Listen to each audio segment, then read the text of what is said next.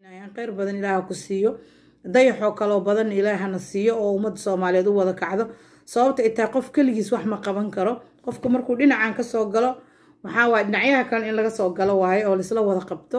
gacmana wada jiray wax ku qabtaan marka waxaan jeclahay dayaxoo kale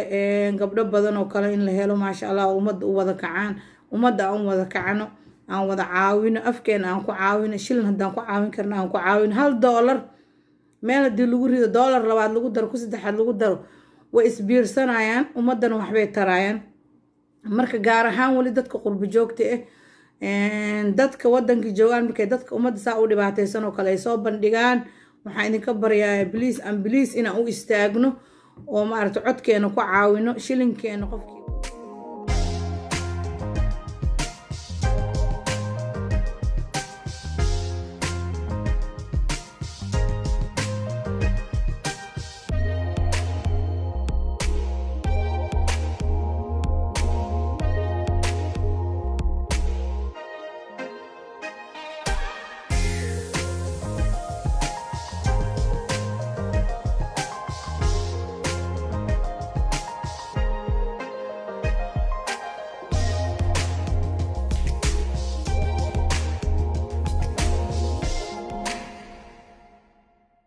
السلام عليكم ورحمة الله وبركاته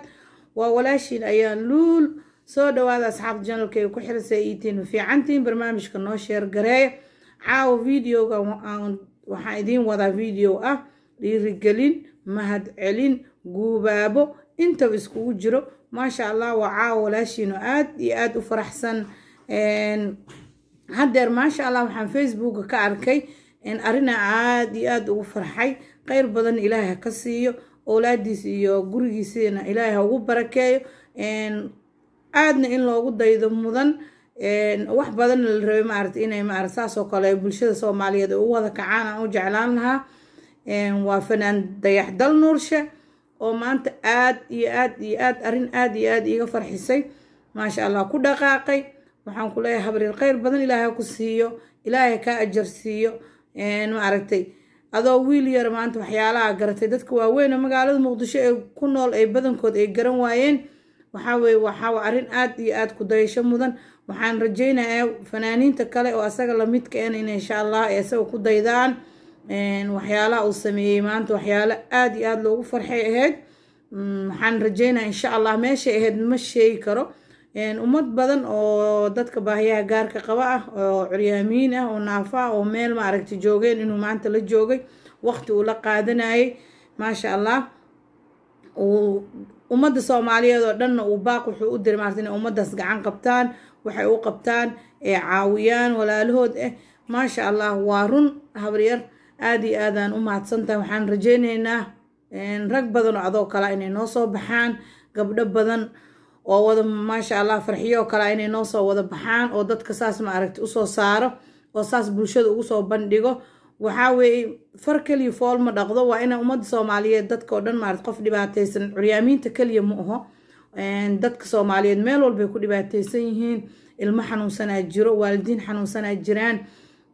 dadka kale oo ma aragtay saboolka ama ka hadla inta dadka saboolka la gaarin waxaa jira dad saboolna dhibaatooyin badan qabaan xanuuno qabaan dad kaliya xanuun qabaan jiro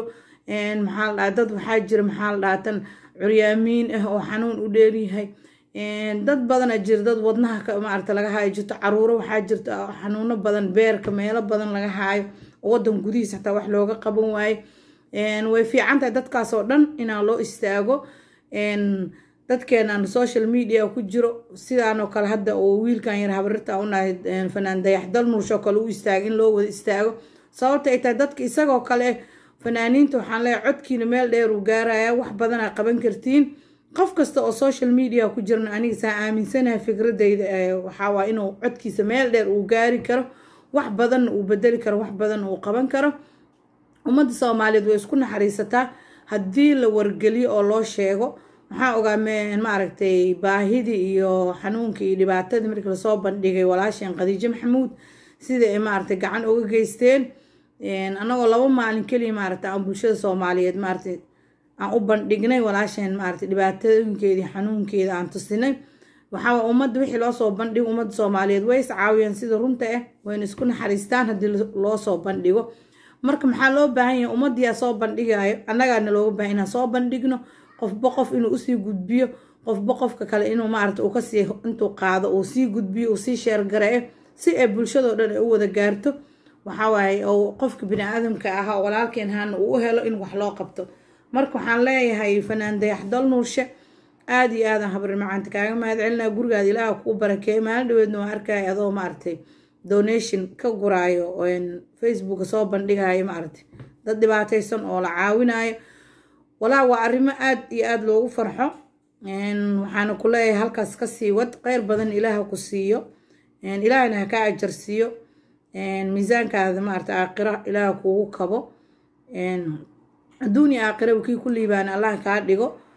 maxaa waaye ducada anu waa liiga sii fiican yahay laakiin waa ku duceynaynaa insha Allah afka iskaga duceeyo kaliya ma aha niyada ku duceynayso ummad Soomaaliyeed oo dhan ku duceynayaan oo hadda aniga aan kamid ah xitaa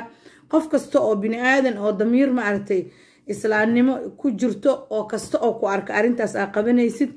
wuu ku duceynaya insha Allah maxaa u maleysay marka qof kasta oo ku duceynayo haddana ka waran dadka iyaga dhibaatadaas ku sugan oo walaalaha caawisay oo u istaagtay waalidiintaas aabayaasha oo kala hooyooyinka oo kala carruurtaas oo carruurti walaalaha oo kala kuwa dhasho oo kala oo wada istaagtay maxaa u maleysay waxa lama soo koobi karo ayagana iska basiida haddana bulsho weynta Soomaaliyeed meel walba joogaan way ku duceynayaan khayr badan Ilaaha ku siiyo dayaxo kale badan Ilaahana siiyo oo ummadda Soomaaliyeed u wada kacdo sababta ay tahay qof kaligiis wax ma qaban karo qofka markuu dhinacan ka soo galo waxa waa dhinacyaha kale in laga soo galo waayo oo la isla wada qabto gacmana wada jiray wax ku qabtaan marka waxaan jeclahay dayaxo kale gabdho badan oo kale in la helo maasha Allah ummadda u wada kacaan ummadda aan wada kacano aan wada caawino afkeen aan ku caawino shilin hadaan ku caawin karna aan ku caawin $1 meel hadii lagu rido $2 labaad lagu daro ku saddexaad lagu daro way isbiirsanayaan ummadana waxbay tarayaan marka gaar ahaan wali dadka qurbo joogta dadka wadanka joogaan markay dadka ummadda saa u dhibaataysan oo kale ay soo bandhigaan waxaan idinka baryaa please inaan u istaagno oo maaragtay codkeena ku caawino shilinkeena qofkii ku caawin karo aan ku caawino sadaqada waa ogtiin maasha Allah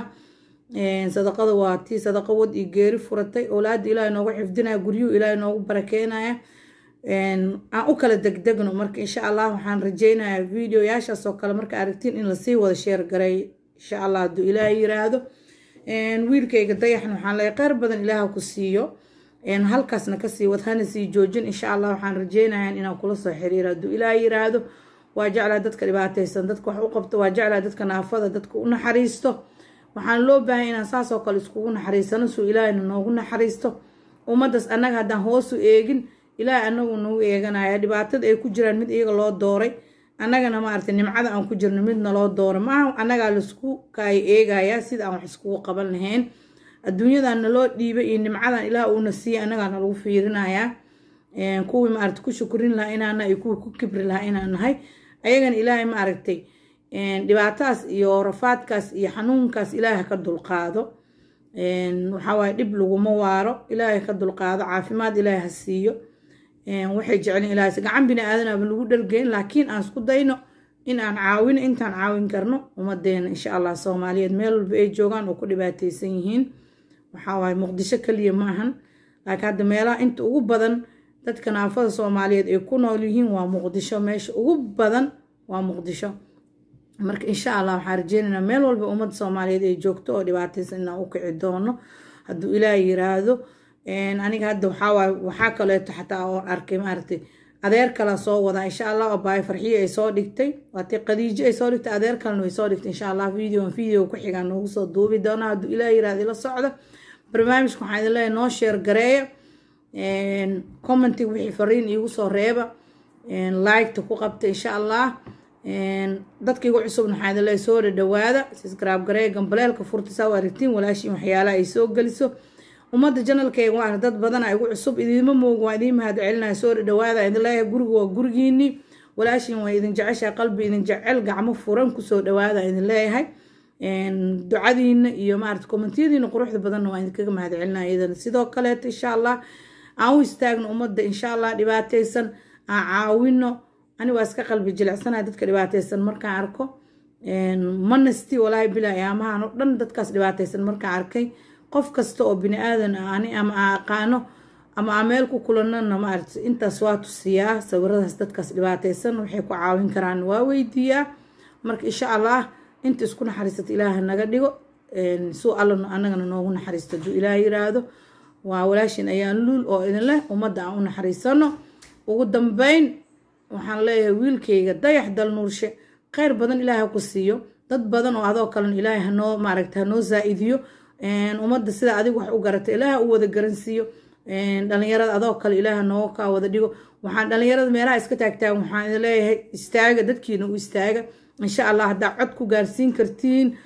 bulshada qurbaha joogta xitaa hadaa cod ku soo gaarsiin kartiin waa waxba qabateen hadaa maaragtay meelaha businessyada umadiin u dhaxmartaan أو ويديسان وحبا قبتين ميراس يفضل كدررة ككعة إن شاء الله وحارجينا يا الدنيا أقرأكم وشقيست إلهي إنه نقدقوا نحن إذا الله السلام عليكم ورحمة الله وبركاته.